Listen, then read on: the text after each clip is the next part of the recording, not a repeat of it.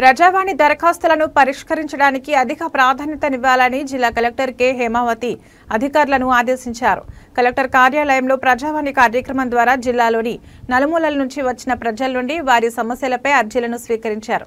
ఈ సందర్భంగా జిల్లా కలెక్టర్ మాట్లాడుతూ జిల్లా అధికార యంత్రాంగంపై విశ్వాసంతో ప్రజావాణి కార్యక్రమం ద్వారా తమ సమస్యలు పరిష్కారమవుతాయని, ప్రజలు ఎంతో విశ్వాసంతో వారి సమస్యల పరిష్కారానికి దరఖాస్తులను అందజేస్తారని, వాటిని ప్రతి ఒక్క శాఖ అధికారి ప్రత్యేకంగా పరిశీలించి సమస్య పరిష్కారానికి తక్షణమే చర్యలు తీసుకోవాలని ఆదేశించారు.